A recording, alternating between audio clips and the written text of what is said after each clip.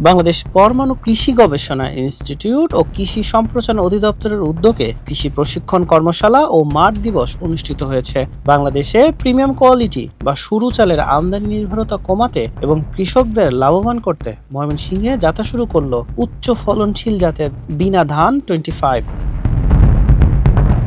বিনা উদ্ভাবিত উচ্চ ফলনশীল বোরো জাতের ধান বিনা ধান 25 এর প্রচার ও সম্প্রচারণের লক্ষ্যে আয়োজিত এই অনুষ্ঠানে প্রধান অতিথি হিসেবে উপস্থিত ছিলেন স্থানীয় সংসদ সদস্য আবু ওহাব আকন্দ ওয়াহিদ। এ সময় বক্তারা জানান, বাজারে লম্বা ও চিকন চালের চাহিদা থাকলেও সরবরাহ কম থাকায় সাধারণ মোটা চাল পলিশ করে নাজিরশাইল বা মিনিকেট নামে বিক্রি করা হয়। এতে চালের পুষ্টিগুণ যেমন নষ্ট হয়, তেমনি অপচয় হয় বিপুল পরিমাণে খাদ্য।